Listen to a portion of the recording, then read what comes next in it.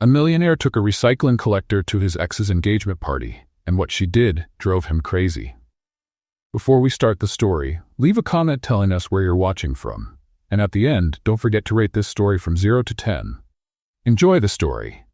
This has to be a joke, shouted Oliver Grant, slamming the golden envelope on the glass table. Just a few months after we broke up, and she's already sending me an invitation to her engagement party? The invitation was right there, teasing him with its shiny gold finish and expensive perfume. At the top, the names Kimberly and Simon stood out like a bad joke. She's completely lost her shame, Oliver muttered, running his hand through his hair, clearly furious. A few months, Ethan. Just a few months. His assistant Ethan walked into the room holding a coffee cup, wearing an amused smile. Well, boss, at least she sent you an invitation. Imagine finding out on Instagram instead. Oliver turned around abruptly. You think this is funny? A little, yeah. Ethan replied, trying not to laugh. So, are you going? Of course I'm going. Oliver snapped back defiantly, but I'm not going alone. Ethan raised an eyebrow. Oh, I see. Trying to make an impression, huh? Show you've moved on? Exactly, said Oliver. If I show up alone, I'll look pathetic. But boss, who are you going to take? Ethan teased. As far as I know, you're all alone. Emotionally, let's just say, cast list is empty. I don't care. Oliver shot back, grabbing his car keys angrily. I'll take any crazy woman I can find. Ethan burst out laughing. Oh, I have to see this. You and a crazy lady. That's going to be pure entertainment. Oliver gave him a deadly glare and stormed out, pride clearly wounded. Minutes later, Oliver was driving, trying to calm his anger. Needing to cool off, he pulled over near a park. He took a deep breath, leaned his head back, and then, clang! The metallic sound echoed like a gunshot. Oliver's eyes flew open as he jumped out of the car. On the hood, a crushed aluminum can was gleaming in the sunlight, along with a nasty scratch. No way, he shouted, stunned. This has to be some kind of cosmic joke. On the nearby sidewalk, a woman lifted her head from inside a blue recycling bin. Her hair was in a messy bun, her gloves were torn, and her cart was filled with bottles. Her face showed a mix of surprise and annoyance. Oh man, Luna Carter muttered, raising her hands. Sorry, mister. I didn't see you park there. Oliver pointed at the car. You just threw a can at the hood of a car worth more than your whole block. Luna raised an eyebrow. Wow, congratulations. Won a trophy for that. I should sue you, he snapped. Go ahead, but all you'll get is a payment in plastic bottles and maybe a smile, she said, sarcastically. Oliver huffed, stunned. Do you know how much it'll cost to fix this? No idea, she said, folding her arms. But if I had the money, I'd pay, honestly. There was a brief silence. Her sincere look caught him off guard for a moment, but then the crazy idea hit him, brilliant and ridiculous at the same time. He narrowed his eyes. You know what? Maybe you can pay in another way. Luna took a step back, suspicious. Hold on, rich guy. What do you mean by another way? It's not what you're thinking, he said quickly, raising his hands. Good, because for a second, I thought I'd have to hit you with another can. Oliver sighed, trying to explain. Since you can't pay in cash, you'll pay by being my date. Date, she repeated, laughing. To what? To my ex-fiancé's engagement party. Luna blinked, confused, then burst out laughing. Wait, what? You want to take a recycling collector to your ex's engagement party? Exactly. She laughed even harder. Wow, you're completely nuts, Oliver smirked. If you put on a nice dress, you might even look cute. Luna stared at him, pretending to be offended. Cute? So, you're not only crazy, you're rude too? Just being honest. She crossed her arms, still laughing. Okay, let's say I agree. What's in it for me? $5,000. Her laughter stopped instantly. How much? 5,000. Just to come with me and pretend you like me. Luna blinked. Are you serious? Completely. She looked at the car, then at him, then at her recycling cart. Let me get this straight. I dress up, pretend to be your girlfriend, go to a party full of snobs, and I get $5,000? That's right, she gave a sly smile. All right, millionaire, you just hired the most honest recycling lady in New York. So we have a deal? Deal. But just so you know, I say exactly what I think. Great, he said, opening the car door. I need someone real. Luna smiled. Well, you just found her. As she pushed the cart, Oliver watched through the rearview mirror. A crazy idea, an unpredictable woman, and a revenge plan about to spiral out of control. He had no idea that this fender bender would completely change his life. 2 days later, Oliver parked in front of an upscale building in downtown Manhattan. Luna got out of the car, looking around suspiciously. "This place looks too expensive to even breathe in," she said, adjusting her worn-out backpack. "It is," Oliver replied, walking toward the entrance. "Come on. We've got a lot to do." Luna followed him, mumbling, "Work? I thought I just had to wear a dress and smile." "If it were that easy, I could have taken anyone," he said, pressing the elevator button. "But you have to be believable." "Believable as what? That I like you?" She crossed her arms. "Because I haven't decided yet if I like you or if I just think you're kind of annoying." Oliver rolled his eyes, but a smile crept onto his face. "You're brutally honest." "That's my charm," Luna said, stepping into the elevator. The doors opened on the 10th floor, revealing a spacious, well-lit room. Mannequins dressed in designer clothes decorated the space, and a tall woman with perfect hair and a serious expression stood waiting for them. "Oliver, darling," the woman exclaimed, dramatically opening her arms. "It's been forever." "Hello, Victoria," Oliver greeted her, kissing her cheek. "Thanks for agreeing to help on such short notice." Victoria looked Luna up and down, inspecting every detail with a sharp eye. "So this is the candidate?" Luna narrowed her eyes. "Candidate? I'm not auditioning for anything." Victoria blinked, surprised. "Oh, she's got personality. That could be good or terrible. We'll see." Oliver cleared his throat. "Victoria's a personal stylist. She'll help you with clothes, hair, makeup, everything." Luna looked around, still wary. "All this just for a party?" "It's not just any party," Oliver explained. "It's a high society event. Everyone there will look flawless." "Oh, I get it," Luna said sarcastically. "So I have to pretend to be perfect to impress a bunch of snobs?" Victoria let out a short laugh. "I like her. Let's get started." The next few hours were a full-on marathon. Victoria brought out dresses, shoes, accessories, and more dresses. Luna tried on each one with a mix of confusion and dread. "This thing is crushing my ribs," Luna complained, trying to adjust a tight red dress. "That's because you're not breathing right," Victoria said, fixing the fabric. "Breathe from your diaphragm." "I breathe however my lungs let me," Luna shot back, pulling the dress off. "Next." Oliver watched from a cozy couch, barely holding back his laughter. He'd never seen someone resist a makeover this much.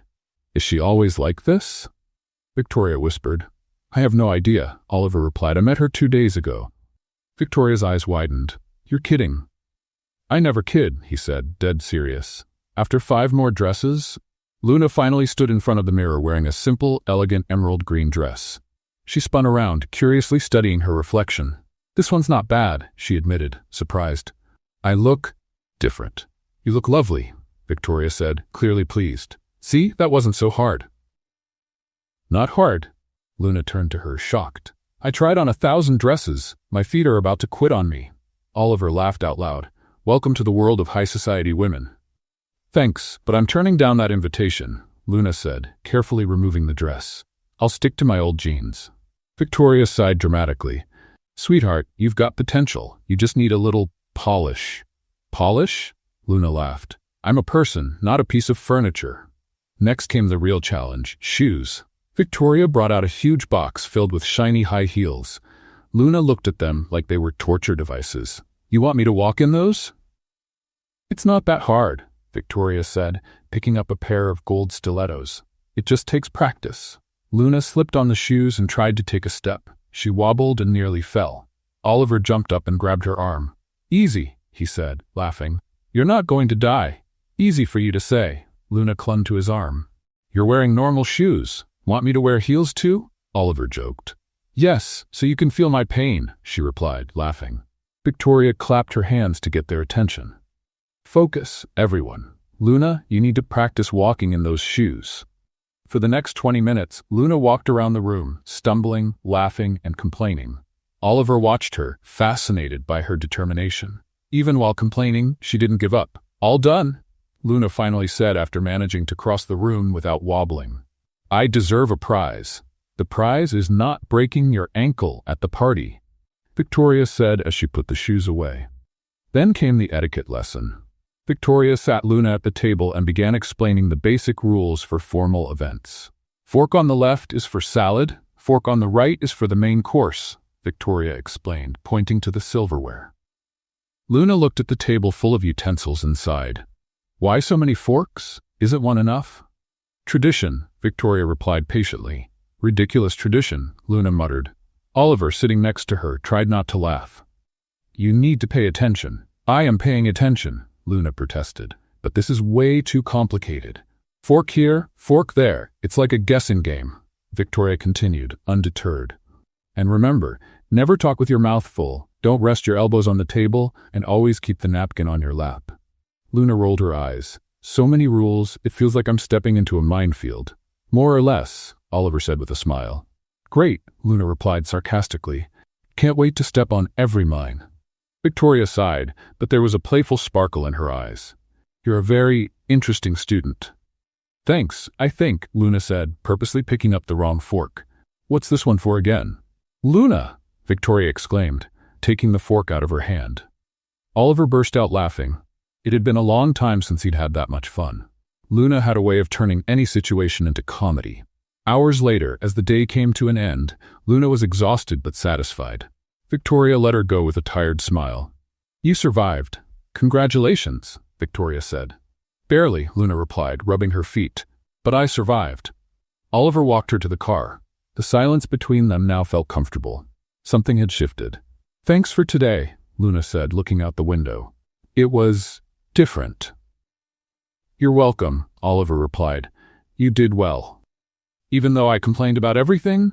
She asked with a smile. Especially because of that, he said sincerely. Luna looked at him, curious. You're weird, you know that? I've been told that before, Oliver admitted, laughing. They drove in silence for a few minutes until Luna broke the mood. By the way, where is this party going to be? At the Grand Lexington Hotel, Oliver answered casually. Luna froze. Wait, the Grand Lexington? Yes, why? She swallowed hard. Because I work there, Oliver frowned, confused. What do you mean you work there? I clean the trash bins at the hotel, Luna explained, avoiding his eyes. I go twice a week to collect the recycling. Oliver stayed quiet, trying to process it. So you know the place, he finally said. I do, Luna confirmed, still looking out the window. But only through the back door. There was a heavy pause. Oliver understood the weight of her words. Luna wasn't just going to a party, she was entering a world that had always kept her on the outside. This time you're going through the front door, Oliver said firmly. Luna turned to him, surprised. Really? Really, he confirmed with a smile. And you're going to shine. She smiled back, but there was a mix of nerves and hope in her eyes. For the first time, Luna realized this was more than just an agreement. It was a chance to see the other side, and maybe, just maybe, discover something new about herself. The night of the engagement party arrived with a starry sky over Manhattan. Oliver pulled up in front of the Grand Lexington Hotel, and Luna took a deep breath before getting out of the car. The emerald green dress fit her perfectly, and the golden shoes sparkled under the hotel lights. She felt strange, like she was wearing a costume. Ready? Oliver asked, offering his arm. Not at all, Luna replied, taking his arm. But let's go. They walked toward the main entrance. Luna looked at the revolving doors and remembered the times she passed by carrying trash bags. Now she was walking in as a guest. Just breathe, Oliver whispered, sensing her tension. I am breathing, Luna snapped nervously.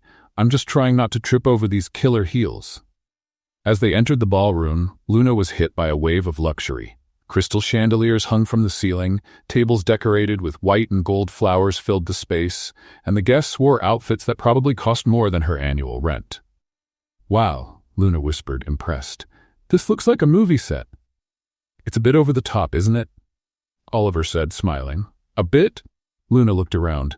This is over the top, even for people who like over the top. A waiter walked by with a tray of champagne. Luna grabbed a glass and took a sip, making a face. This tastes like... I don't know. Expensive glitter? Oliver laughed. It's French champagne. French or not, it's still weird, she said, putting the glass back on the tray. As they walked through the hall, Luna drew attention, not because of her outfit or beauty, but because of how natural she was. She smiled at the waiters, thanked people as they passed by, and made funny comments that eased any tension. This place is beautiful, but I bet no one here knows where the trash goes. Luna whispered to Oliver. Probably not, he agreed, amused. Suddenly, a high-pitched female voice echoed through the hall. Oliver, what a surprise to see you here. Luna turned and saw a stunning blonde woman in a flawless white dress. It was Kimberly, Oliver's ex-fiancée. Standing next to her was a tall man with a fake smile and a smug look, Simon, the former business partner. Kimberly walked over with a smile that didn't reach her eyes. I thought you wouldn't come. I wouldn't miss it for the world. Oliver replied calmly. Kimberly looked Luna up and down, inspecting every detail. And who is this charming creature? Luna caught the sting in the word creature, but smiled. I'm Luna. His girlfriend. Kimberly blinked, surprised. Girlfriend? That was fast, Oliver. You always were efficient. Thank you. Oliver's tense. Simon stepped closer, placing a hand on Kimberly's shoulder. Oliver, my old friend. Good to see you. Simon, Oliver greeted him coldly. And this is your new companion? Simon asked, looking at Luna with barely hidden disdain. Girlfriend, Luna corrected firmly. I'm not a companion. I'm his girlfriend. Kimberly let out a high, fake laugh. How sweet. Where did you two meet? Luna opened her mouth to answer, but Oliver jumped in. We met by chance, and it was the best thing that ever happened to me. Kimberly raised an eyebrow, clearly bothered. How romantic. It is, Luna said with a smile.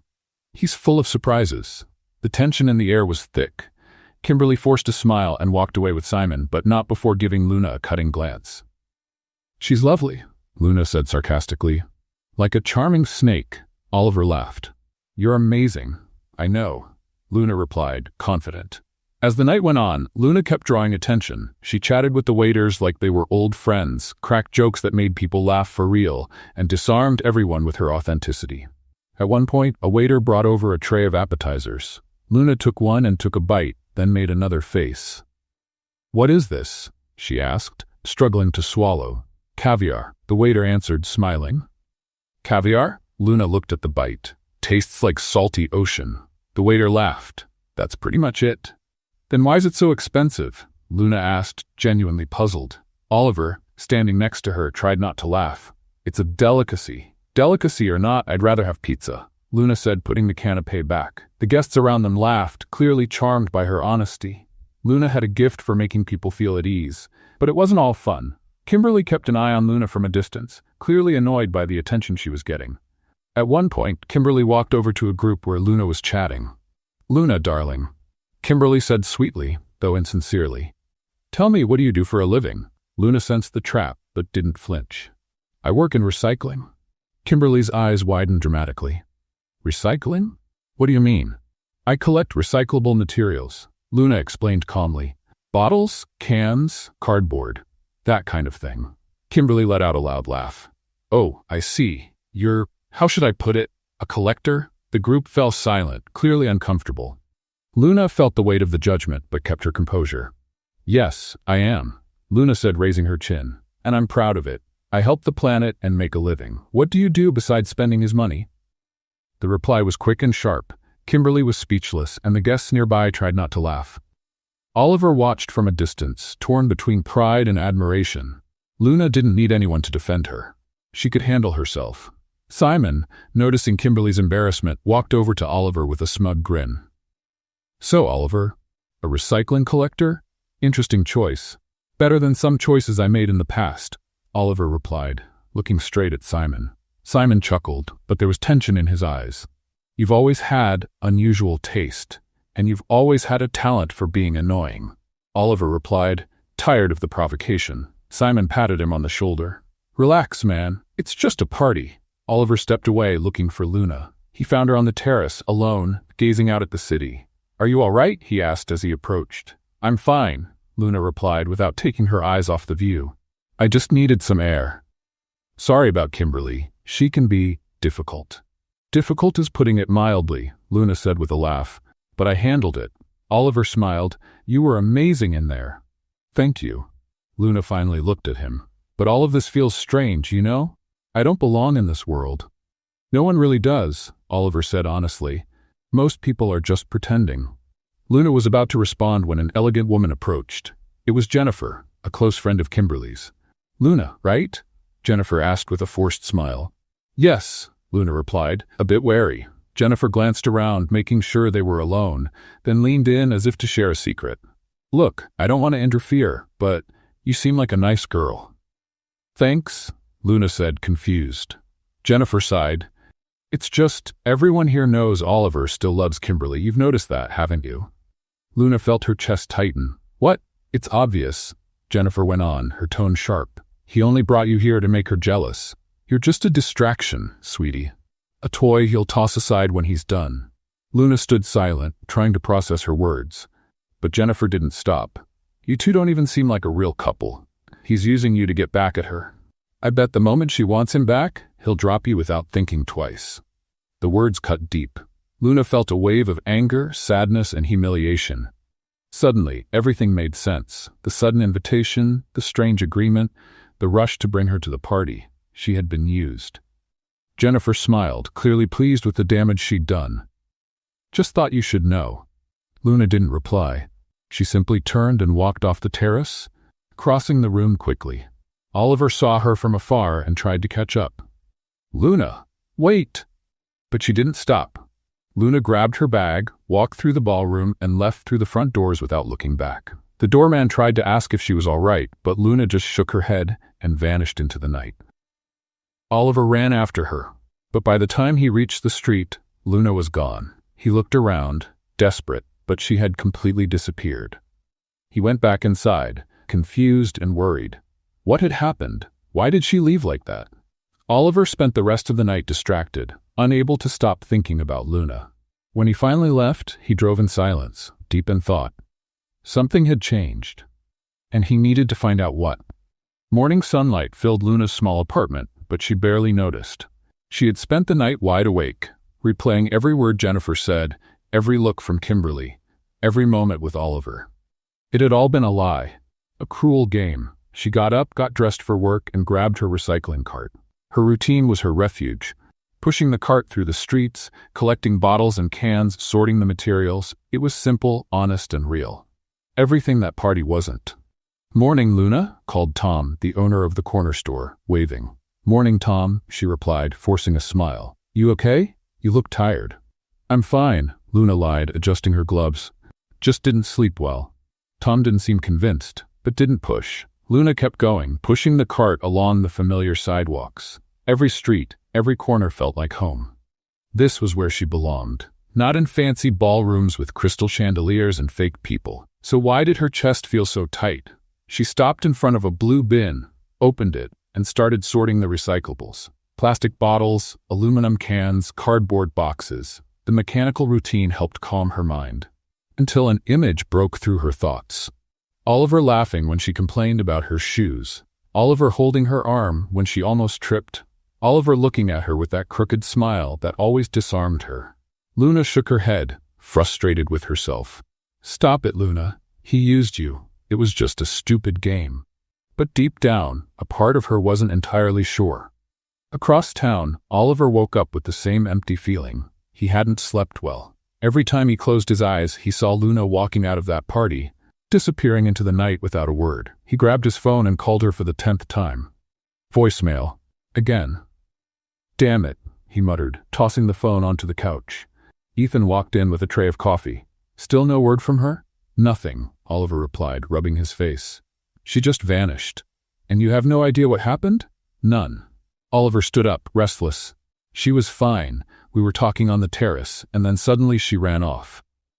Ethan scratched his head, thinking, someone must have said something to her. What do you mean, what? Oliver looked at his assistant, frustrated. I need to talk to her, Ethan. I need to explain. Explain what, boss?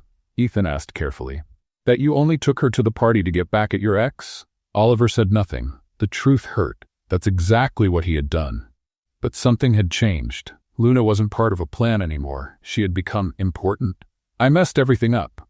Oliver admitted, defeated. Well, at least you're admitting it. Ethan said, sitting down. Now you've got to fix it. How? She's not answering my calls.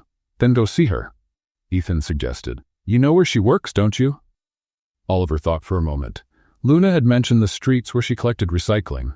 Maybe there was still time to find her. He grabbed his car keys and left without looking back. He spent hours driving through the streets of Manhattan, looking for the blue recycling cart, searching for that determined woman pushing bottles and cans. But Luna seemed to have disappeared. Frustrated, Oliver pulled over and got out. He walked down the sidewalk, looking around. Then he saw it, a crushed aluminum can lying on the ground. He bent down and picked it up, looking at it with a sad smile. It was just like the one Luna had thrown on his car hood the day they met.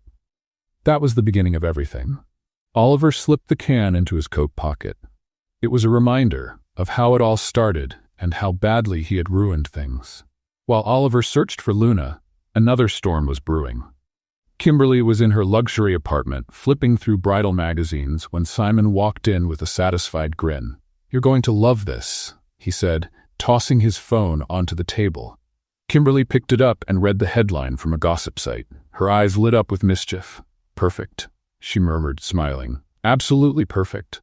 Simon sat beside her. "Now it's time for the next step." Kimberly nodded, thoughtful. "Let's destroy his image. And hers too." That afternoon, Kimberly made a few strategic calls. Journalists, magazine editors, popular bloggers. She carefully planted bits of information, always mixing a little truth with lies. It always worked. The next day, the bomb dropped. All the major news and gossip sites had the same headline: Kimberly Thompson announces temporary cancellation of wedding. The article featured emotional statements from Kimberly, blaming Oliver's emotional instability for the decision.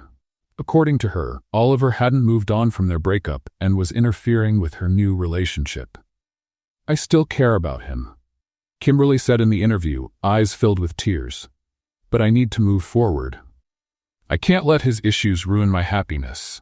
The story was perfect. Oliver was the villain, the obsessed ex who couldn't accept the end. Ethan walked into Oliver's office holding a tablet. "Boss, you need to see this." Oliver took the tablet and read the headline. His face turned red with anger. "That's a lie. I haven't even spoken to her since the party." "I know," Ethan replied calmly. "But the public doesn't." Oliver slammed the tablet on the table. "She's trying to destroy me. And she's succeeding," Ethan added, pointing to the comments. "Look what people are saying." Oliver scrolled through some of the comments. Most people believed Kimberly. He was being painted as the troubled ex-boyfriend who couldn't let go. "This is ridiculous," Oliver muttered, frustrated. But the worst was still to come. Luna was at home, sorting the bottles she had collected that day, when her phone started vibrating non-stop.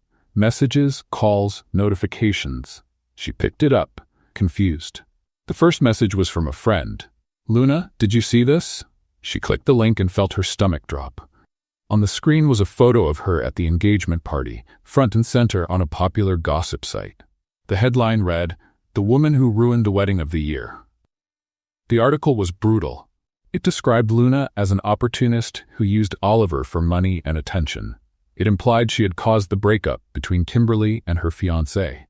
"That's not true," Luna whispered, reading each word in shock. But people believed it. The comments were even worse. They called her a gold digger, a manipulator, a homewrecker. Luna's hands began to shake. She hadn't asked for any of this. She hadn't done anything wrong.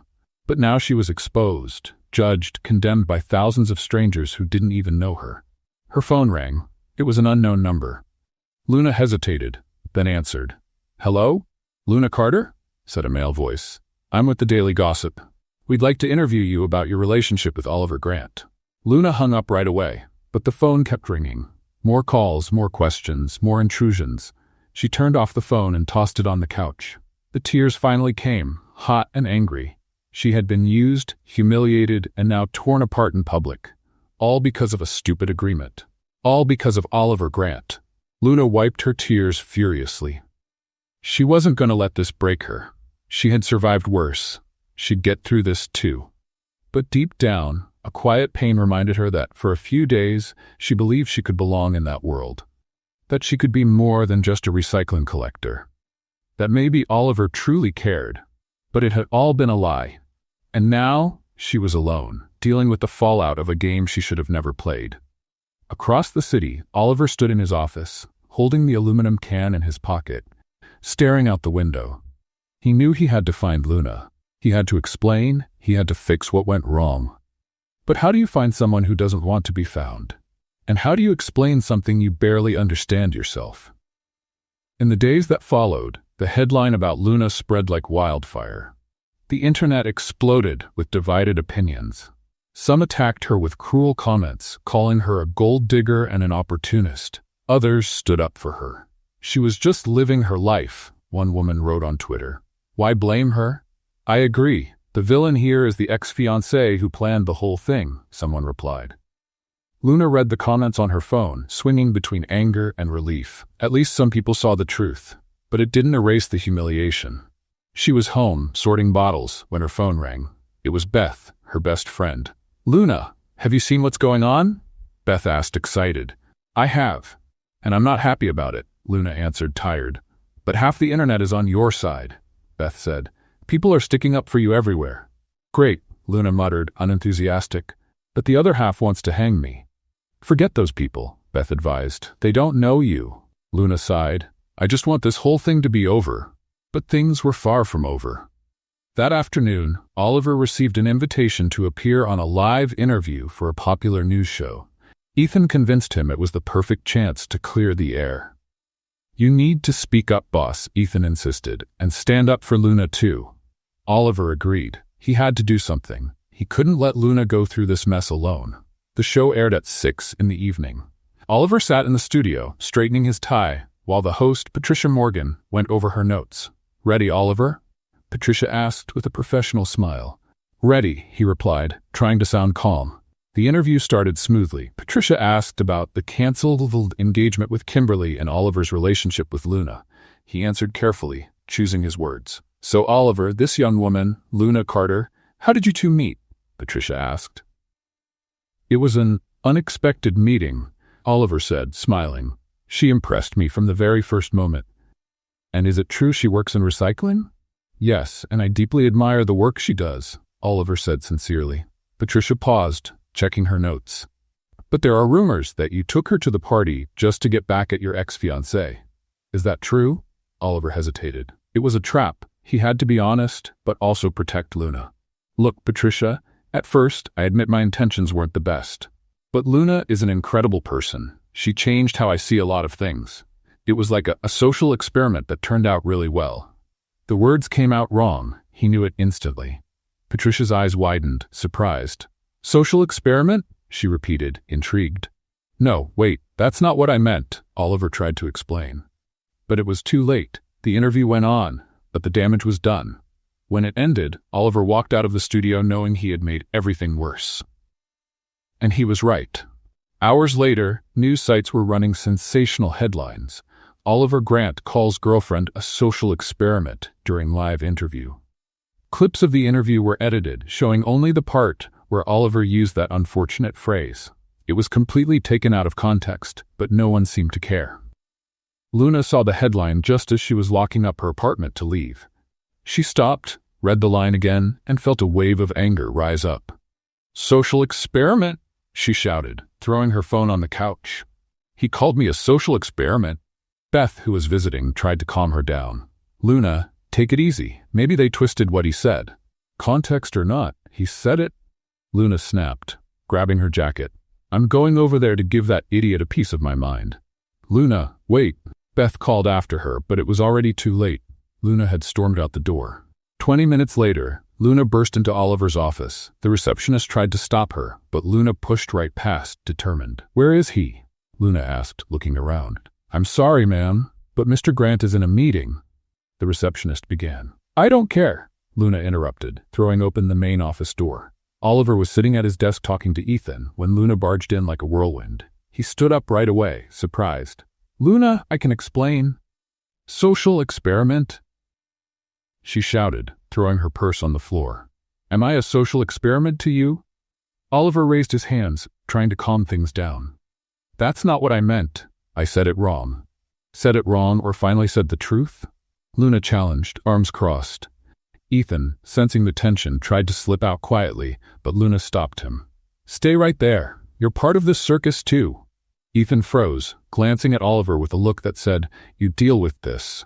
Oliver stepped toward Luna, trying to get closer. Luna, please, let me explain. Go ahead, she snapped. Explain why you used me. Explain why you exposed me like that. Explain why I became a joke on the internet. I didn't mean for any of that to happen, Oliver said, frustrated. I tried to protect you. Protect me? Luna laughed, sarcastic. You called me a social experiment on live TV. That's protecting me? It was a mistake, Oliver insisted. I was nervous and the words came out wrong. Luna looked into his eyes, searching for honesty. You used me, Oliver. Just admit it. There was a heavy silence. Oliver sighed, defeated. Yes, at first I used you, he admitted, his voice low. I wanted to get under Kimberly's skin. I wanted to prove I'd moved on. But what? Luna cut in, arms still crossed. But you changed everything, Oliver said sincerely. You weren't part of the plan. You were real. Luna felt something shift inside her, but she pushed the feeling away. Nice speech. Doesn't change the fact that I was deceived.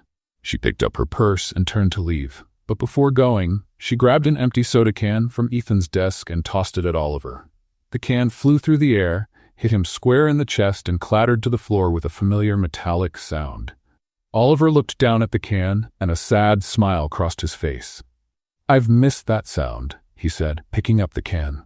Luna stopped at the door, without turning around. For a second she almost smiled, but the anger was still stronger. Keep it, she said, walking out without looking back. Might be the only real thing left in all of this. Oliver stood frozen in the middle of the office, holding the can. Ethan came over cautiously. Boss, are you okay? No, Oliver replied, staring at the door Luna had walked through. But I will be. What neither of them knew was that an employee hidden near the door had snapped a photo at the exact moment Luna threw the can at Oliver. The picture captured the tension, the closeness, and something that looked very much like chemistry. Finding it funny, the employee posted the photo on social media with the caption, "Office couple fight. Cutest thing ever." The photo went viral in a matter of hours. Gossip sites picked it up and ran headlines like, "Millionaire and trash collector back together in secret?" The comments poured in. "They're perfect for each other." One user wrote, "I'm rooting for this couple." Another added, "Finally, a real love story," said a third. Luna saw the photo after she got home. She was lying on the couch, exhausted, when Beth called, shouting, "Luna, did you see the picture?" "What picture?" Luna asked, grabbing her phone. Beth sent the link. Luna opened it and widened her eyes at the image of her and Oliver in the office. "I don't believe this," she muttered. "Is this for real?" "Everyone's talking about it," Beth said, excited. "You two are the couple of the moment." Luna threw the phone on the couch. "This is ridiculous." But deep down, a part of her couldn't stop looking at the photo, at the expression on Oliver's face, at the way he was looking at her. Maybe there was something real there, or maybe it was just another illusion. Across town, Oliver saw the photo too. Ethan showed it to him with an amused smile. "You two became a meme, boss." Oliver looked at the picture and for the first time in days gave a genuine smile. "Maybe this isn't such a bad thing," he said, thoughtful. "Maybe, just maybe, this whole mess could have a different ending." The photo went viral so fast that within 48 hours, Luna and Oliver became the most talked about couple on the internet. Memes, edited images, even fan pages dedicated to the recycling couple popped up all over social media. Luna tried to ignore it, but it was impossible. Every time she opened her phone, there was a new post, a new comment, a new theory about their relationship. Beth was loving it. "You two are famous," she said, showing another funny photo edit. "This isn't good, Beth," Luna grumbled, closing the recycling cart. "I just want people to forget about me." "Too late, you're a celebrity now." Luna rolled her eyes. "Great. Always dreamed of being famous for throwing a can at someone." That's when Oliver showed up, 3 days later on the street where Luna worked. She was sorting bottles when she saw the imported car pull up. Her heart raced, but she forced a neutral expression. Oliver stepped out, adjusting his suit. "Hi. Hi." Luna replied without stopping her work. "Can I talk to you?" "You're already talking," Oliver sighed. "Luna, please, it's important." She finally stopped and looked at him. "What do you want, Oliver?" He stepped closer, choosing his words carefully. "I have a proposal." Luna crossed her arms. "Another one?" "Because the last one went so well. This one's different," Oliver assured her. "I need your help and you need mine." "What do you mean?" Oliver took a deep breath. "The media won't leave us alone. They want a story. So, let's give them one." Luna frowned, suspicious. "What kind of story? A fake relationship?" Oliver said quickly. "Just until the media forgets about us. Then we each go our own way." Luna blinked, processing what she heard. Then she started laughing. Really laughing. "You're kidding, right?" she said between laughs. "First, you pay me to pretend to be your date. Now you want me to pretend to be your girlfriend? You're addicted to this stuff." Oliver tried not to smile.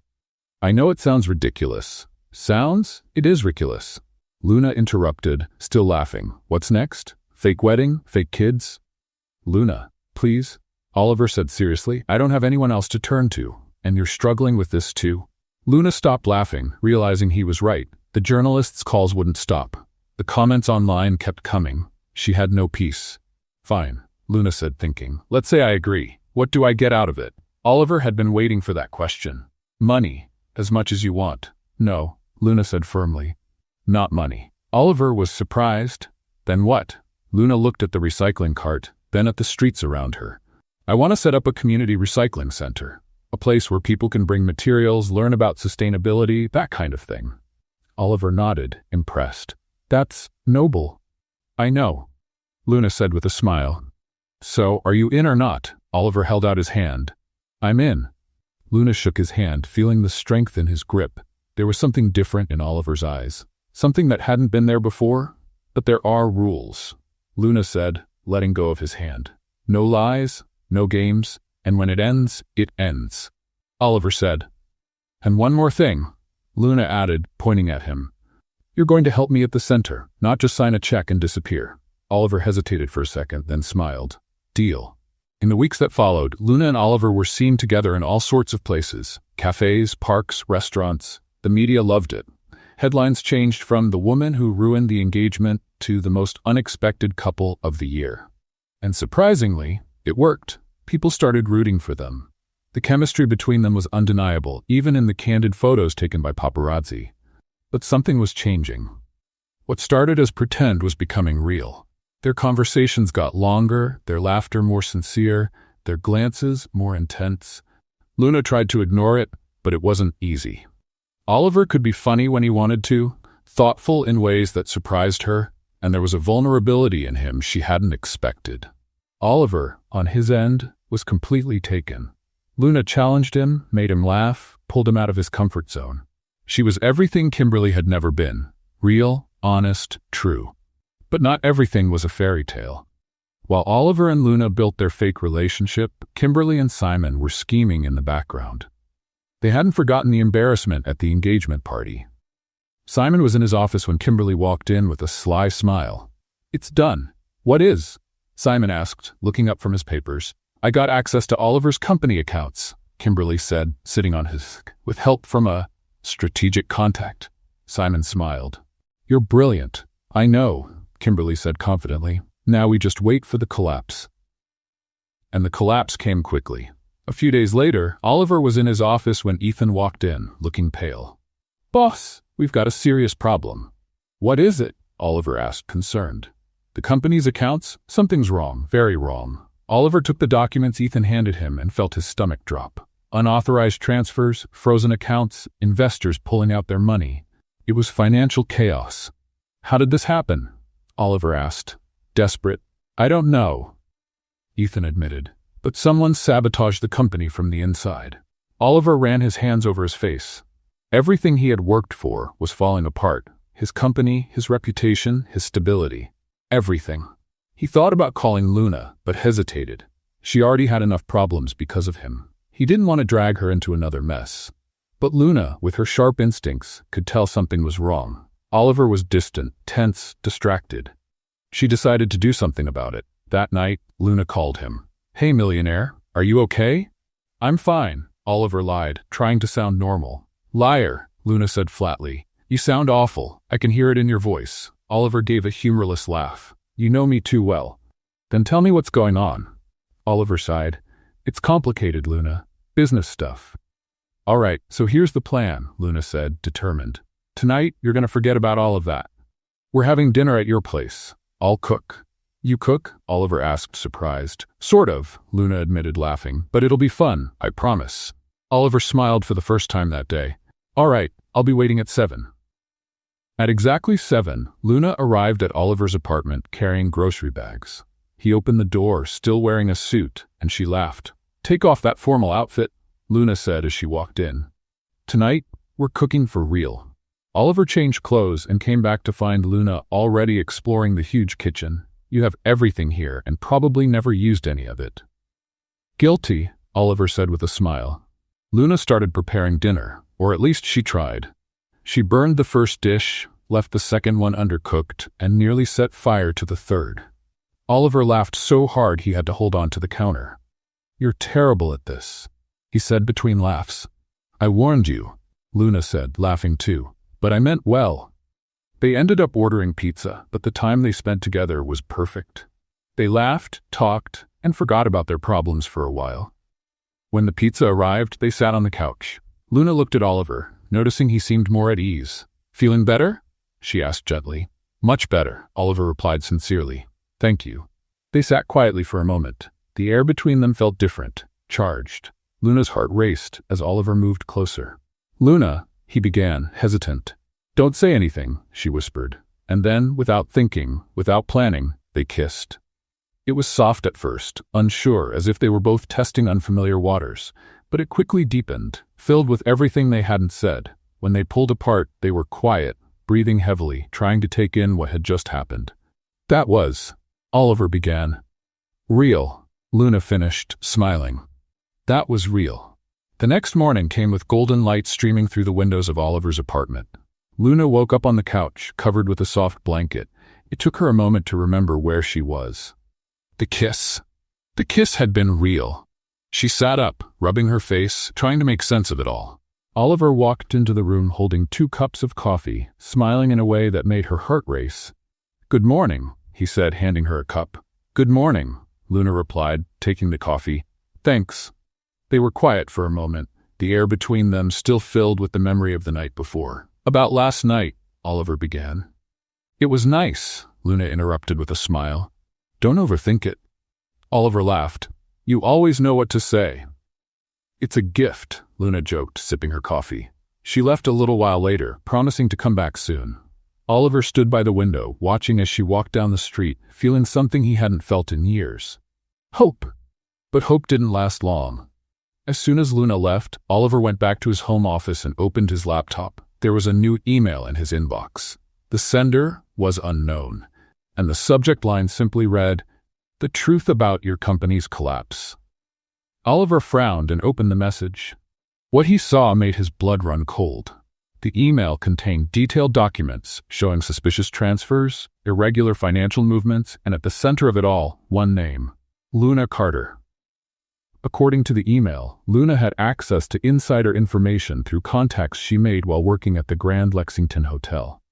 The email suggested that she had been planted by Kimberly and Simon to get close to Oliver and sabotage his company from the inside. "This can't be right," Oliver murmured, reading the documents again. But the evidence looked solid. Dates, amounts, even recorded conversations. Everything pointed to Luna. Oliver felt a tightness in his chest. He didn't want to believe it. But the doubt had been planted. He picked up his phone and called Luna. She answered cheerfully. "Hey, miss me already?" "Luna, we need to talk," Oliver said seriously. His tone caught her off guard. "Is everything okay?"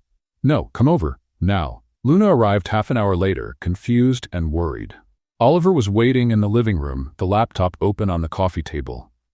"What's going on?" she asked as she walked in. Oliver pointed at the screen. "Explain this." Luna came closer and read the email. Her eyes widened as she realized what was being implied. "You've got to be kidding," she said, stunned. "You believe this?" "I don't know what to believe," Oliver shouted, frustrated. "My company is falling apart, and suddenly this shows up linking you to everything." "Oliver, I didn't do any of that," Luna said, her voice shaking with anger. "I barely understand finance. How could I sabotage your company? But you know people at the hotel. You work there." Oliver insisted, desperate for answers. Luna stepped back as if she'd been slapped. "You really think I'd do something like that?" "I don't know," Oliver yelled. "I don't know anything anymore." The silence that followed was heavy and painful. Luna looked at him, a mix of hurt and disappointment in her eyes. "I thought you knew me," she said softly. "I thought yesterday meant something." "Luna?" "But I was wrong," she interrupted, grabbing her bag. "You're just like the others. The moment there's a doubt, you believe the worst about me. I just want the truth, Oliver pleaded. The truth is I didn't do anything, Luna shouted, tears finally falling. But you've already made up your mind, so it doesn't matter. She stormed out, slamming the door. Oliver stood frozen, his breathing heavy, his heart breaking. Part of him wanted to run after her, but another part was still trapped in the doubt that email had planted. In the weeks that followed, Luna completely cut Oliver off. She ignored calls, messages, any attempt to reach her. She threw herself into the community recycling center project. And to her surprise, the project began to come to life. People from the neighborhood volunteered to help. Small businesses donated materials. Public support grew naturally. Luna worked from sunrise to sunset, pouring all her pain and frustration into building something meaningful. Beth helped whenever she could. Are you okay? Beth asked one day while they were sorting bottles. I'm fine. Luna lied, giving a faint smile.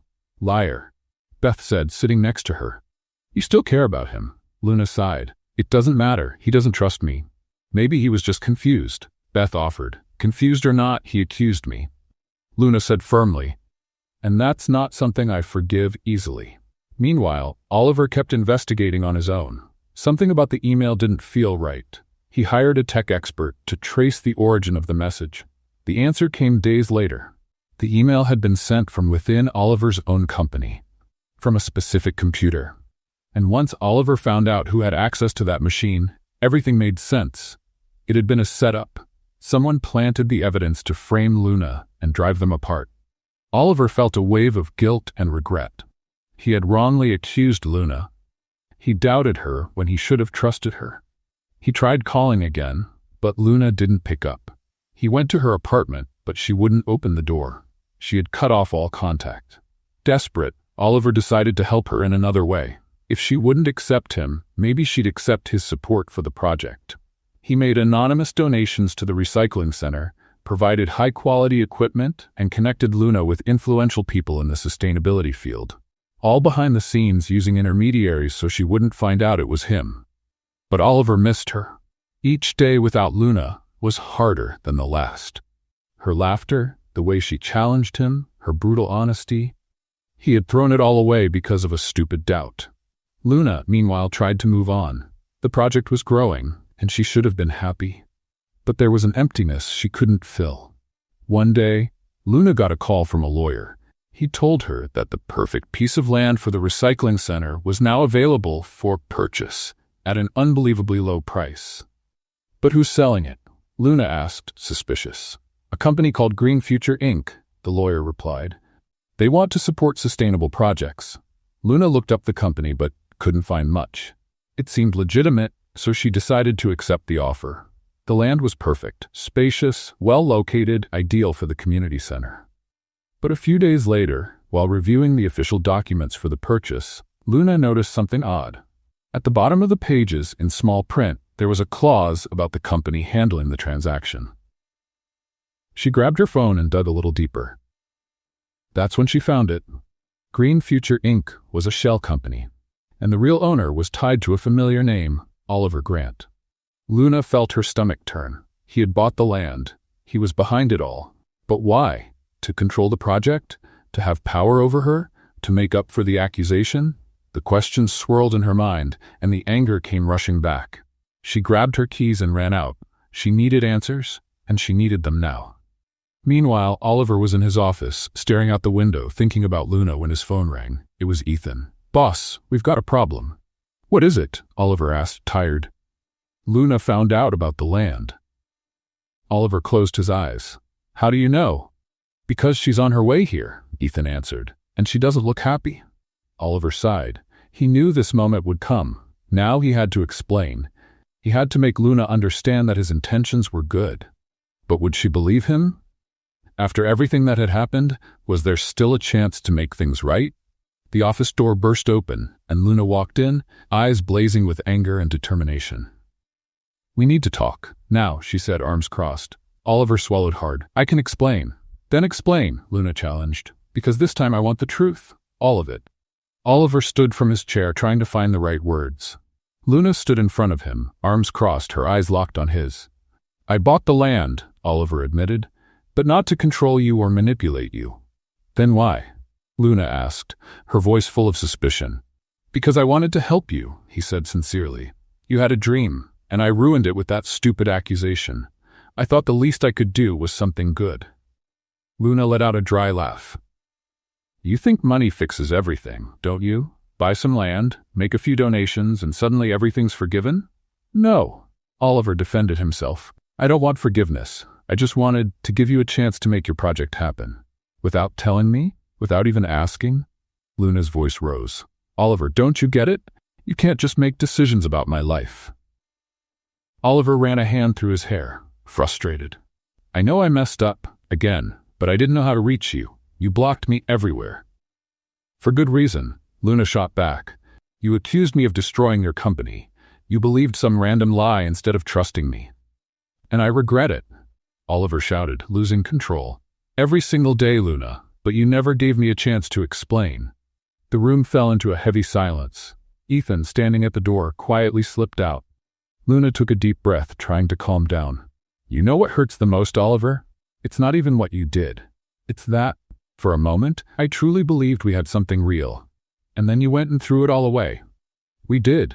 We do, Oliver said, desperate. No, Luna said, shaking her head. We don't have anything. She turned to leave, but Oliver grabbed her arm. Luna, please. Let go of me, she said, not looking at him. Oliver let go. Luna walked out of the office without looking back. Days later, the most important charity event of the year was held in New York, the Green Future Gala, dedicated to sustainable projects. Luna had been invited to present her community recycling center. She was nervous. It was her first major public presentation, and the pressure was intense. Beth was with her, offering moral support. You're going to be great, Beth said, adjusting Luna's simple but elegant dress. I hope so, Luna murmured, looking around the fancy room. The event was packed. Business leaders, celebrities, environmental activists, all important people, all watching. Luna took a deep breath and stepped onto the stage when her name was called. The presentation started well. She spoke about the project, the importance of recycling, how small actions could change communities. The audience was attentive, interested. But then, in the middle of the crowd, Luna spotted Oliver. He was sitting at one of the front tables, staring directly at her. Seeing him shook her. Her words started to come out jumbled. She lost her train of thought, forgot parts of her speech. And then, without thinking, without any filter, Luna stopped talking about the project and pointed at Oliver. You know what? She said, her voice louder than she meant it to be. You want to know the truth about this project? The audience fell silent, confused. Oliver's eyes widened as he realized what was about to happen. The truth is this project almost never happened, Luna went on, her voice filled with emotion. Because that man, Oliver Grant, tried to sabotage everything by buying the property behind my back. A murmur spread through the room. Cameras turned toward Oliver. Flashes began to pop. Oliver stood up, trying to explain. Luna, it's not like that.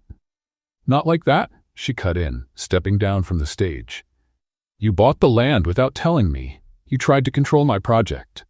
I was trying to help you. Oliver defended himself, his voice echoing through the room. Help me? Luna laughed bitterly. You don't even know what that word means. Chaos erupted at the event. Guests took photos, filmed videos, whispered to each other. It was a mess. Oliver tried to get closer to Luna, but she stepped back. No, stay away from me. She ran out of the hall, leaving Oliver standing alone in the middle of the crowd, completely humiliated. The cameras kept rolling, capturing every second. Beth ran after Luna and found her outside, crying. Luna? I ruined everything, Luna sobbed. I caused a scene in front of everyone. You were angry, Beth said, hugging her friend. But maybe you went a little too far. A little? Luna wiped her tears. I just humiliated him in public. Inside the venue, Oliver faced judging looks and whispers. He slipped out the back door, ignoring reporters trying to get a statement. In the car, he drove aimlessly, the humiliation burning like fire. Not because of the public scene, but because Luna truly believed he had tried to sabotage her. How had everything gone so wrong? The videos of the confrontation went viral within hours. Memes flooded the internet. Couple fight at charity gala became a trending topic. Funny edits, cruel comments, wild speculations. Luna saw some of the memes at home and wanted to disappear. "I'm a joke," she muttered, tossing her phone onto the couch. "You're not a joke," Beth tried to comfort her. "You just had a very public emotional moment." "Very public," Luna groaned in agreement. Then Beth's phone rang. She answered, and her expression changed. "Luna, you need to hear this." "What?" Beth put the call on speaker. It was a friend of hers who worked as an investigative journalist. "Beth, you won't believe what I found," the excited voice said. "That company that bought the recycling center land from Luna?" I dug deep. Luna leaned in, curious. "And what did you find?" "Green Future Inc. was created by Kimberly Thompson," the journalist revealed. "She used Oliver's name as a front, but she was the one behind it all." Luna felt a chill run through her. "What?" "Kimberly wanted to ruin Luna's reputation and drive her away from Oliver," the journalist explained. "She knew Luna would find out the land was tied to Oliver and think he was trying to control her. It was the perfect setup." Luna covered her mouth, horrified. "Oh my gosh." "And there's more," the journalist continued. "Oliver didn't even know about the purchase. It was all done using forged documents. He only found out later, when he tried to help Luna with real, anonymous donations. Then he confronted Kimberly and convinced her to give up and transfer the land to him. He ended up buying it from her for a very high price." Luna hung up the phone, her heart pounding. She had accused Oliver in public. She had humiliated him in front of hundreds of people, and he was innocent. "I need to talk to him," Luna said, grabbing her keys. "Now?" Beth asked. "Now," Luna confirmed, rushing out the door. She drove to Oliver's apartment, but there was no answer. She tried his office, but the receptionist said he wasn't there. She called dozens of times, but they all went to voicemail. Desperate, Luna called Ethan. "Ethan, where is he?" "Luna." Ethan's voice sounded tired. "He left town." "Left? Where?" "I don't know. He just said he needed to disappear for a while." Luna felt her legs weaken. "When is he coming back?" "He didn't say," Ethan replied. "But Luna, he was really broken. The public humiliation, the false accusation, it was too much." "I know," Luna whispered, the tears coming back. "That's why I need to talk to him." "If I hear anything, I'll let you know," Ethan promised. Luna hung up and stood in the middle of the street, lost. Oliver had disappeared, and she didn't know if she'd ever get the chance to say she was sorry. In the days that followed, rumors started spreading. Some said Oliver had left the country. Others claimed he had gone into complete isolation. No one really knew. Luna threw herself into her work at the recycling center, trying to distract herself from the guilt that was eating her up. But every can she picked up, every bottle she sorted reminded her of him, how they had met, how it all began, and now, maybe, how it all ended. Beth tried to cheer her up, but Luna was inconsolable. "I lost him," she said, staring into the distance. "And this time, it's my fault." The city kept moving, the days kept passing, but for Luna, time had stopped the moment Oliver disappeared. And she didn't know if she'd ever get the chance to fix what she had broken. 3 months later, autumn arrived in New York, bringing golden leaves and cooler air. Luna had changed. She looked more mature, more confident, but there was still a sadness in her eyes that she couldn't quite hide. The community recycling center had finally become a reality. After a long struggle, with donations from the community and support from small business owners, Luna managed to launch the project on a new piece of land, far from the previous complications. The place was simple, but welcoming. Light green walls, containers organized by material type, a small classroom for sustainability workshops. It was everything Luna had dreamed of, and more. She had turned the project into an official nonprofit, fully registered and recognized. The name was Recycle Hearts. "That name's kind of cheesy," Beth joked, helping sort bottles. "I know," Luna replied with a smile. "But it fits. We're not just recycling materials, we're recycling hope too." "Since when did you get so philosophical?" Beth teased. "Since I learned that life hurts, but we survive," Luna said, shrugging. The work kept Luna busy, but Oliver still crossed her mind. She wondered where he was, if he was okay, if she'd ever see him again. Ethan stayed in touch occasionally, but never said where Oliver was. "He needs time," was all he'd say. One day, Luna received an invitation to give an interview on a local TV show focused on social entrepreneurship. It was a great chance to promote the nonprofit and attract more support. "You have to go," Beth insisted. "It's the perfect opportunity. I'm not sure." Luna hesitated. "What if they ask me about Oliver?" Then tell the truth. Beth said firmly. You made a mistake, you learned from it, and you moved forward. Luna agreed. It was time to face the past. The interview was recorded in a small auditorium with an audience of about 50 people. Luna was nervous, but determined. She wore a simple yet elegant outfit, her hair down, and a shy smile on her face. The host, a woman named Claire Hayes, was known for asking direct but fair questions. Luna Carter, it's a pleasure to have you here. Claire said, smiling. Tell us about Recycle Hearts. Luna took a deep breath and began to speak. She explained how the project started, the challenges she had faced, the victories she had achieved. She talked about how recycling could change not just the environment, but lives too. The audience was attentive, engaged. Claire asked smart questions, and Luna answered with honesty. Then came the inevitable question. Luna, we all remember the incident at the Green Future Gala. Claire said gently, do you regret what happened? Luna felt a knot in her chest but didn't look away. Yes, very much. I let anger and pain take over, and I ended up hurting someone who didn't deserve it. Oliver Grant. Claire said, yes. Luna confirmed. I accused him unfairly, and to this day, I carry that guilt. Have you tried reaching out to him? Claire asked. I did. Luna answered, her voice trembling a bit. But he disappeared. And I don't blame him. After what I did, I would have disappeared too. The room fell silent, everyone hanging on her words. And if you could speak to him now, what would you say?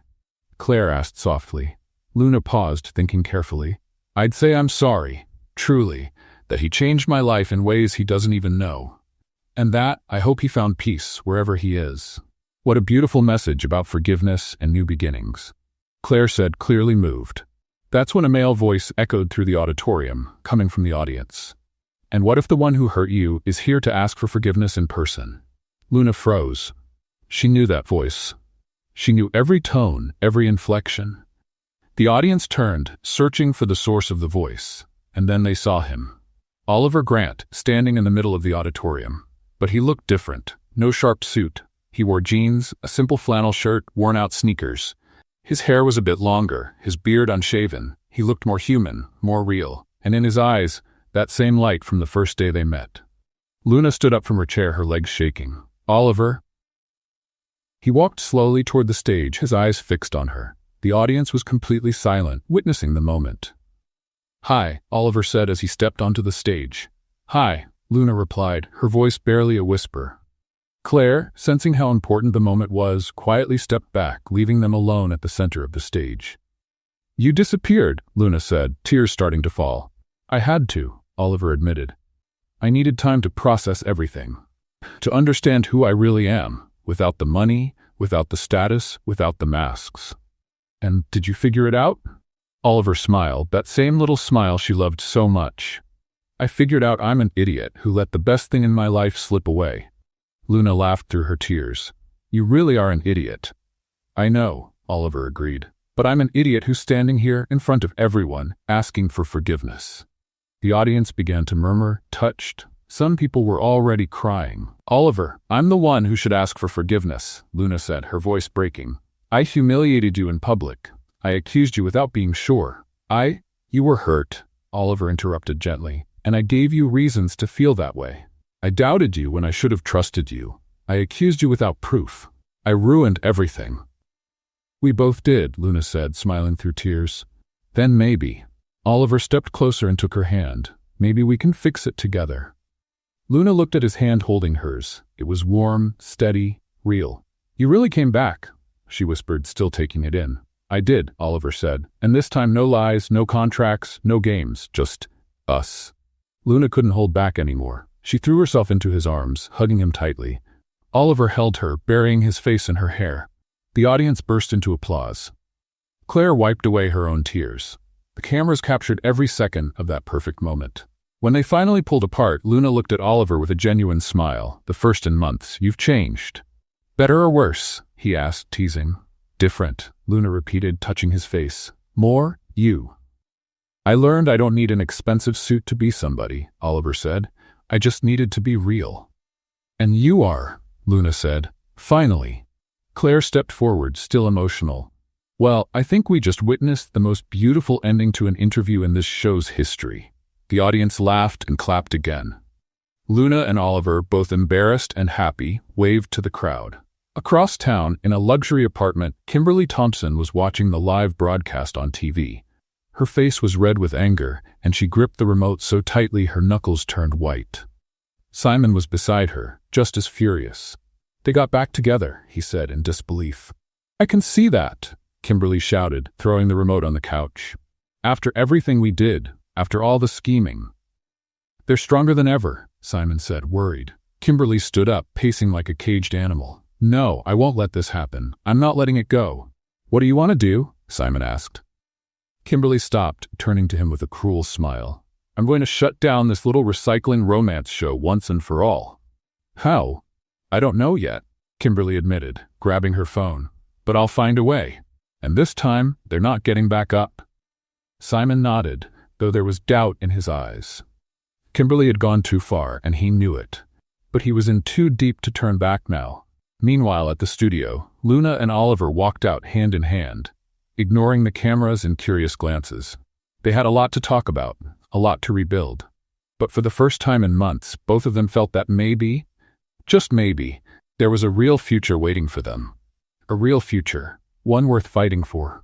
The days following their reunion were the happiest Luna and Oliver had experienced in a long time. They talked for hours, rebuilding trust, laughing at memories, making plans for the future. Oliver had truly changed. He started helping out at the recycling center, learning how to sort materials, talk with the community, get his hands dirty. Luna loved seeing him like that, more human, more real. "You're starting to look like a professional recycler," Luna joked, watching him organize plastic bottles. "I learned from the best," he replied, smiling. Beth watched them from a distance, smiling with satisfaction. "Finally," she murmured. But the peace didn't last long. 3 days after the reunion, the internet exploded again. A video started circulating on social media, showing Luna supposedly receiving money from Simon during a secret meeting. The video looked real. The quality was good, the audio clear. In the video, Luna could be heard saying, "I'll do everything you tell me. Oliver won't suspect a thing." Luna watched the video at home and felt her world fall apart. "That's a lie," she shouted, throwing her phone onto the couch. "I never said that." Beth picked up the phone and watched it. "Luna, that's clearly edited. It's obvious, but people won't know that." Luna cried out, desperate. "They'll believe it." And they did. The comments were cruel, harsh. She only wanted his money from the beginning. What a scammer. Oliver is too naive. Oliver saw the video in his office. Ethan stood beside him, just as shocked. "This is fake," Oliver said firmly. "It's digital manipulation." "I know," Ethan agreed. "But we have to prove it." Oliver grabbed his phone and called Luna immediately. She answered, crying. "Oliver, I swear it's not true." I know," he interrupted gently. "I believe you, without a doubt." Luna felt her heart lift. "Thank you. But we need to put an end to this," Oliver said, determined. "Kimberly and Simon went too far this time." "How? Leave it to me," Oliver promised. "I have a plan." In the following hours, Oliver worked non-stop. He hired forensic tech experts to analyze the video and prove it had been manipulated. He gathered every piece of evidence he had about Kimberly and Simon's schemes: forged documents, incriminating emails, suspicious bank transfers. Then, he did something bold. He called Claire Hayes, the host of the show where he had reunited with Luna. "Claire, I need a favor. A big one." Claire listened to his proposal and her eyes widened. "Are you sure about this?" "Absolutely," Oliver replied. "It's time to put an end to this circus." 2 days later, Claire announced a special live edition of the show, The Truth Behind the Recyclable Couple Scandal. The episode would be live, unedited, broadcast nationwide. Kimberly saw the announcement and grew nervous. "They don't have any proof," she told Simon, trying to reassure herself. "What if they do?" Simon asked, visibly worried. "They don't," Kimberly insisted, but doubt had already taken root. On the night of the broadcast, the studio was packed. Luna and Oliver sat side by side on stage. Claire, calm and professional as always, opened the show. "Good evening. Tonight, we reveal the truth behind the recent scandals involving Luna Carter and Oliver Grant." The camera zoomed in on Oliver, who began to speak. "I want to present evidence that we were the victims of a calculated scheme by Kimberly Thompson and Simon Hayes." The screen behind them displayed documents. Emails between Kimberly and Simon planning the sabotage. bank transfers proving bribes, recorded conversations where they discussed how to destroy Luna's reputation. The audience fell silent, taking in every detail. "And what about the recent video?" Claire asked. Oliver nodded to a technician who pulled up a forensic analysis on the screen. Experts confirmed that the video was digitally altered. Luna was never in that meeting. The footage was cut and edited from other sources. Luna, who had remained quiet until then, finally spoke. "You know what's sad? These people spent so much time and energy trying to destroy us, they forgot to live their own lives." The audience murmured in agreement. Then the show dropped a bombshell. Kimberly Thompson and Simon Hayes were invited to join us tonight to respond to the accusations. They accepted. The studio doors opened and Kimberly entered, followed by Simon.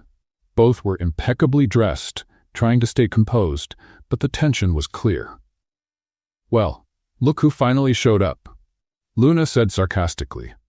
"The stars of the show." Kimberly forced a smile.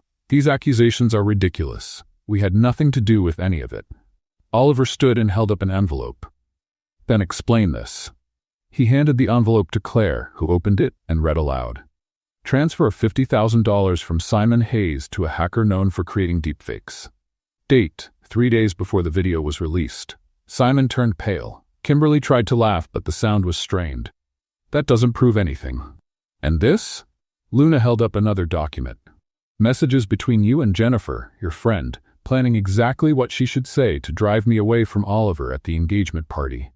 The audience began to react, some booing Kimberly and Simon. "You spent months trying to tear us apart," Oliver said, his voice steady. "You sabotaged my company, slandered Luna, and spread lies, all because you couldn't accept that I moved on." Kimberly lost her temper. "You humiliated me," she shouted. "You left me for her." She pointed at Luna with contempt. Luna stood up calmly and walked over to Kimberly. "You know what's recyclable?" she asked with a sarcastic smile. Kimberly blinked, confused. "What?" "Your nerve," Luna answered. "Because that much audacity deserves to be reused for something useful." The audience burst into laughter and applause. Even Claire smiled, trying to stay professional. Simon tried to defend himself. "Look, things got out of hand." "They got out of hand when you decided to ruin people's lives out of revenge," Oliver interrupted. "And now you're going to pay for it." Claire turned to the camera. "I should inform you that, while preparing this show, all the evidence was sent to the proper authorities. The police are now investigating." Almost as if on cue, police officers entered the studio. One of them approached Kimberly and Simon. "Kimberly Thompson and Simon Hayes, you're under arrest for fraud, defamation, and corporate sabotage." Kimberly tried to argue, but the officer cut her off, reading her rights. Simon lowered his head, defeated. The audience watched in silence as the two were taken away in handcuffs. Luna looked at Oliver, who held her hand. "It's over," he whispered. "Finally," Luna replied, relieved. After the show ended and the cameras were off, Luna and Oliver stayed alone in the empty studio. The emotional exhaustion was clear on both of them. "I can't believe it's over," Luna said, sitting in one of the chairs. Oliver sat next to her. "It really is, and there's more." "More what?" "With the evidence we collected, my lawyers managed to trace the money Simon stole from the company," Oliver explained. "I'll recover a good part of the fortune I lost." Luna smiled. "That's great. But you know what's better?" Oliver asked, looking at her. "What?" "Having you here," he said sincerely. "Money can come and go. But you're one of a kind." Luna felt tears forming, but this time they were happy tears. "You're getting sentimental, huh?" "Your fault," Oliver joked. "You made me this way." They laughed, a soft, relieved, freeing laugh. All the weight from the last few months had finally lifted from their shoulders. "So," Luna began, "what do we do now?" Oliver thought for a moment. "We live. No lies, no fake contracts, no games. Just us," Luna added. "Just us," Oliver agreed, sealing the promise with a gentle kiss. They walked out of the studio hand in hand, ready to start over. This time with no shadows from the past, no hidden enemies, no traps. Just two hearts that had learned, the hard way, that true love is worth any battle. And that sometimes the best stories start with a crushed soda can in the wrong place. The weeks that followed were the calmest Luna and Oliver had ever known. No scandals, no schemes, no drama, just the simplicity of everyday life. Oliver had changed.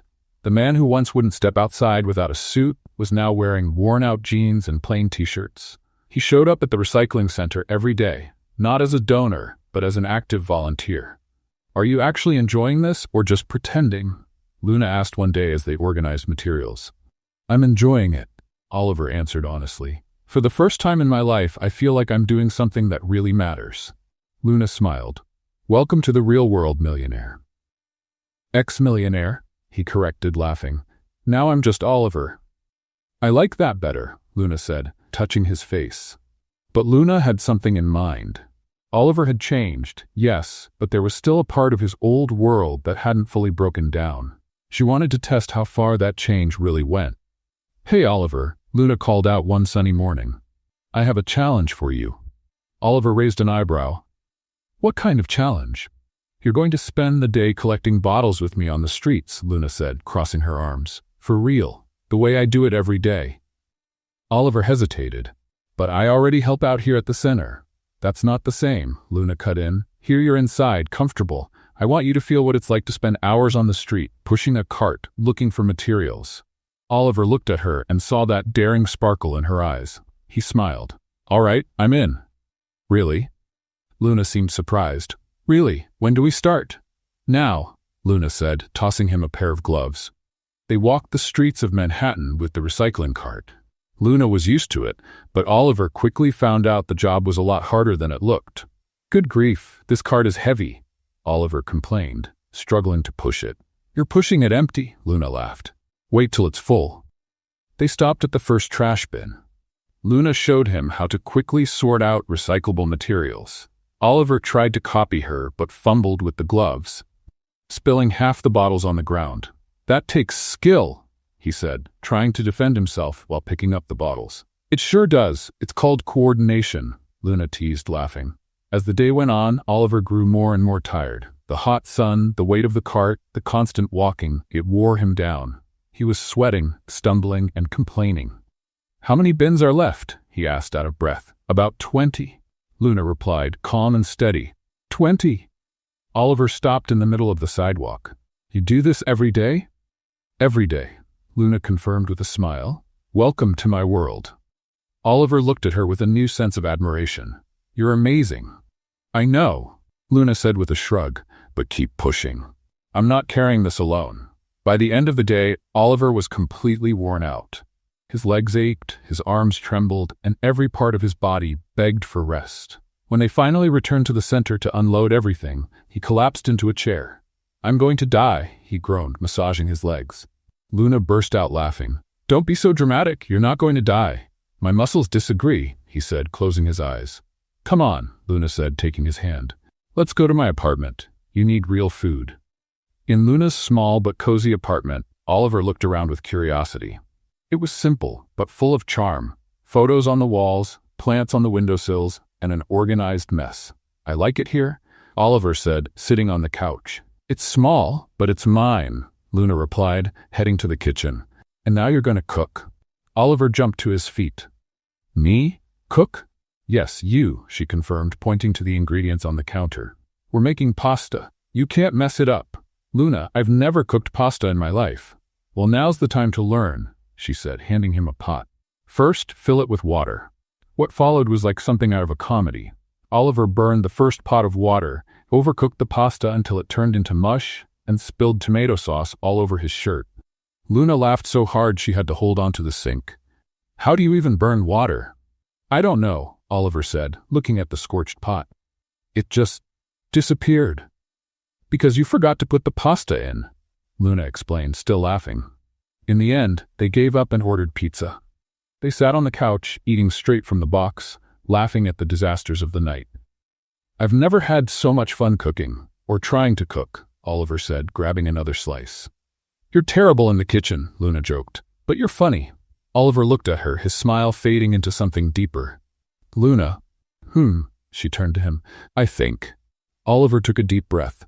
"I think I'm in love with you. Really in love, not just the pretend stuff from the contract. Not just attraction, it's more than that." Luna felt her heart race. She set the pizza down and took his hand. "Me too." "Really?" Oliver asked, his eyes lighting up.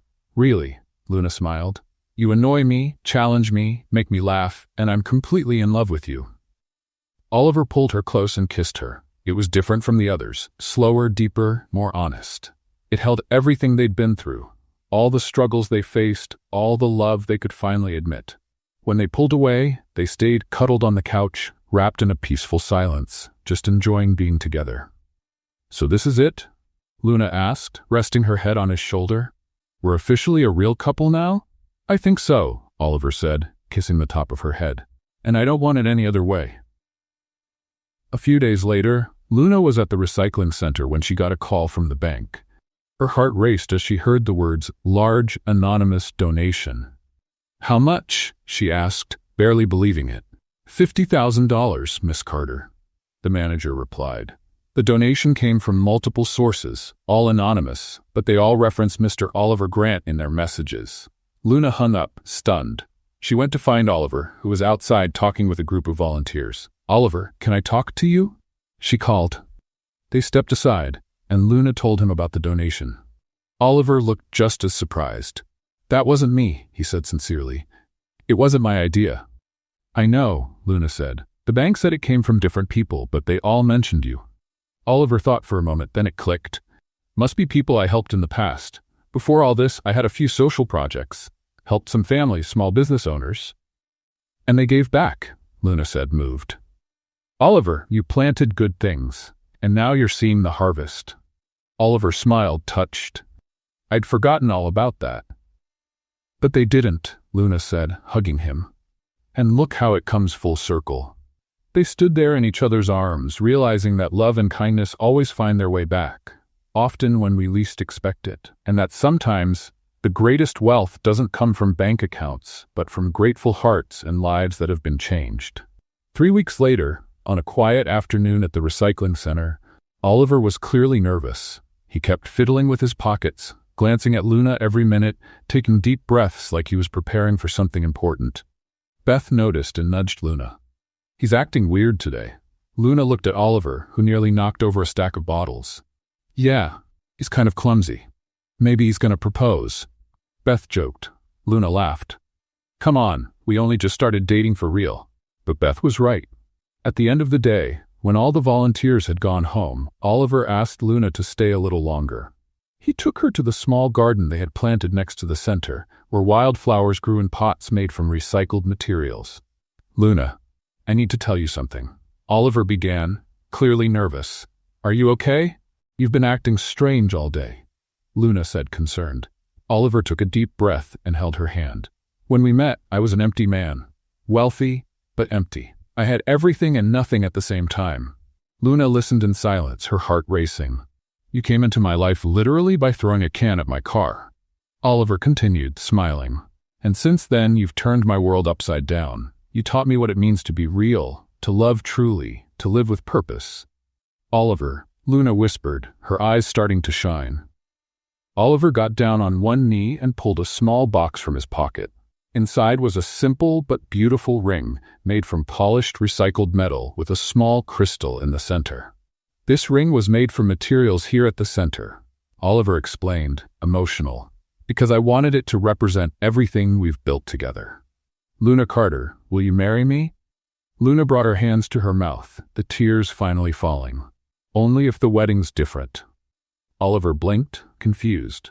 "Different how?" "No over-the-top luxury. No fake stuff," Luna said, smiling through the tears. "It has to be us, real, honest, and maybe a little crazy." Oliver laughed, relieved. "I wouldn't expect anything else." "So is that a yes?"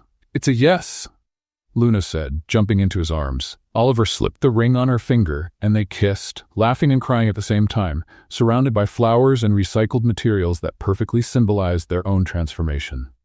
2 months later, the wedding day arrived. And to everyone's surprise, the chosen venue was the Grand Lexington Hotel, the same place where Kimberly's engagement had taken place. "Are you sure about this?" Beth asked, helping Luna get ready. "Absolutely," Luna answered, adjusting her simple but elegant organic cotton dress. "We're going to give this place a new meaning. Turn bad memories into something beautiful." The ballroom was unrecognizable. Where once there had been cold, impersonal luxury, there was now warmth and creativity. The tables were made from reclaimed wood, decorated with brightly colored flowers made from recycled paper. Chandeliers were covered with artistically cut plastic bottles, creating a magical lighting effect. The guests were the perfect mix. Business people alongside recycling workers, high society folks chatting with members of the local community, volunteers from the nonprofit mingling with Oliver's former colleagues. "This is beautiful," Ethan said, touched. "Completely different from anything I've ever seen." The ceremony began with soft music. Luna walked in, accompanied by Tom, the grocer who always greeted her during her work mornings. There was no father present, but Tom had been like a father figure to her. Oliver stood at the altar wearing a simple but elegant suit, no tie, looking more like himself than ever. When he saw Luna walking in, his eyes filled with tears. She looked stunning, not because of her clothes or makeup, but because of the genuine glow in her eyes, the smile that lit up the entire room. When Luna reached the altar, she whispered to Oliver, "Don't cry, or I'll start crying too." "Too late," he replied, wiping his tears. The officiant, a kind older man who also volunteered at the nonprofit, began the ceremony with words about love, new beginnings, and transformation. Then came the moment for the vows. Oliver went first. "Luna, you recycled my heart." He began, voice filled with emotion. "You took a broken, empty man and turned him into someone who finally knows what it means to live. You taught me that a person's value isn't in their bank account, but in their actions. And I promise to spend the rest of my life making you laugh, supporting you, and sorting the trash properly." The audience laughed, moved. Luna wiped away her tears, trying to hold it together. "My turn," she said, taking a deep breath. "Oliver, you found me while I was collecting trash, and somehow made me feel like I was a treasure. You learned how to sort through emotional garbage, to let go of what no longer serves you, and to value what truly matters. And I promise to love you through every kitchen disaster, through every clumsy attempt at being simple, and through every moment, whether easy or hard." Oliver smiled, deeply moved. "I love you." "I love you too," Luna replied. "Then by the power vested in me, I now pronounce you husband and wife," the officiant announced. "You may kiss the bride." Oliver didn't waste a second. He pulled Luna into a deep kiss as the guests erupted in applause and joyful cheers. Some tossed petals made of recycled paper, creating a colorful shower. The celebration that followed was magical. Simple but delicious food, live music, and genuine laughter. There were no social barriers, just people celebrating love. At one point, Luna and Oliver made their way to the dance floor. She kicked off her shoes, and he did the same. Barefoot, they danced, laughing and spinning, completely lost in each other. "Who would have thought we'd make it here?" Luna said, resting her head on his chest. "I knew it," Oliver said, joking. "Liar," Luna teased, laughing. "You thought I was crazy."